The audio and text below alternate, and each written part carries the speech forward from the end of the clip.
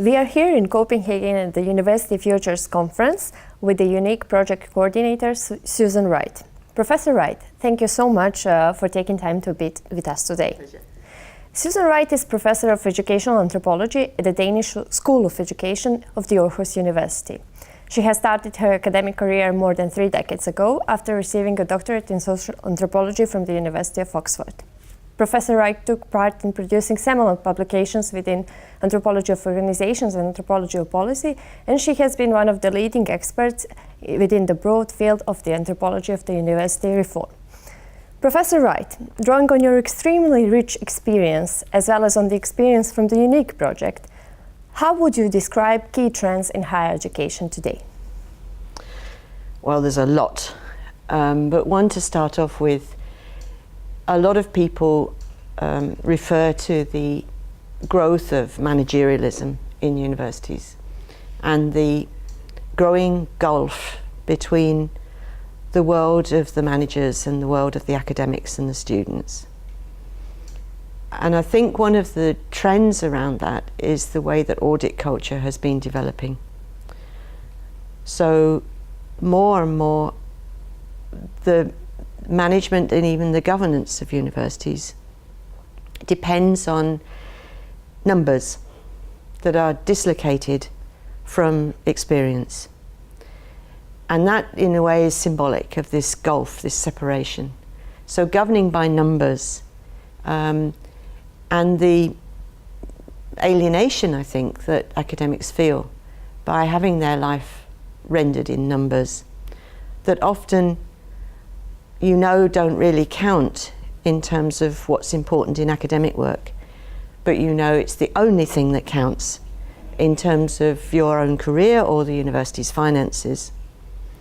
And that, I think, is one of the key trends that worries me. Mm-hmm.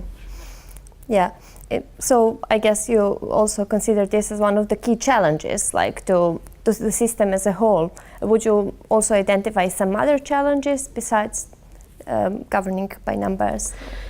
I think that's part of a much bigger challenge about trust. And I've been working with some other colleagues on trying to develop an idea of a trust university, if you like, a blueprint for a trust university. One of the areas of trust would be to restore relations, working relations between academics and students and the managers. What kind of internal organisation do we need in the university? What kind of decision making do we need in the university? So that all feel that they're pulling in the same direction. That's one idea of trust. Another one, a trend that really worries me at the moment, is looking at what's happening in English higher education, with the way in which the university can be easily privatised. There's a very thin thread stopping the public universities in Britain from being privatised. And so a second meaning of trust would be to establish a form of ownership which renders the assets of the university into an inalienable trust that cannot be privatised. So that would be a second meaning. Yeah. Any other possibilities for a positive change? These ones were really... Yeah, well, the third meaning of trust, I think, is a really positive change, which is trust between the university and society. And how do we generate conversations with, in Danish it's called surrounding society. In other countries it's sometimes called stakeholders, but that's too much of a betting metaphor. And I think this doesn't just happen by accident. It has to be thought about and structured and built into the way academics think of their own work and the way that the university thinks of its relations with society. And I've been kind of thinking about that for quite some time.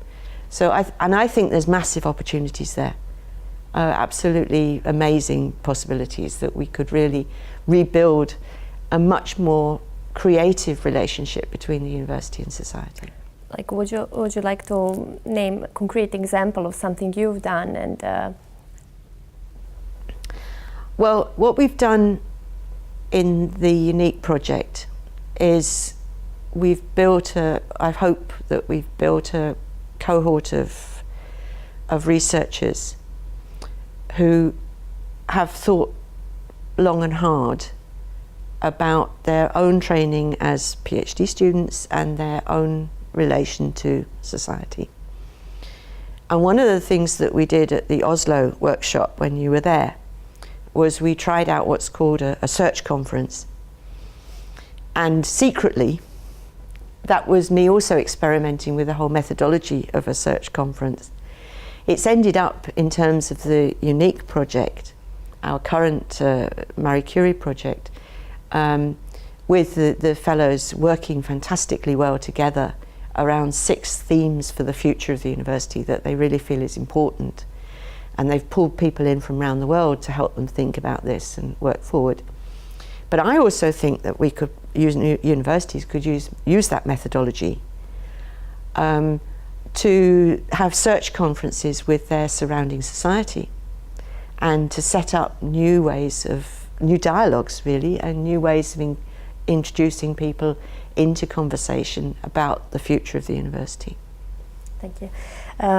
You have also been talking previously about the role of education within anthropological research. And I would like now to pose a question that is the other way around, which is, what role anthropologists, in your opinion, play in the field of higher education? You answered the question why education matters to anthropology, but I'm asking now, does anthropology matter to higher education research, and if so, why? Yeah. Well, I think anthropology can contribute something quite important amongst the panoply of other disciplines that are also working on the future of higher education. And I think the thing that's really been a focus of quite a few anthropologists from the 70s really, is how to combine an analysis of very large-scale processes of change.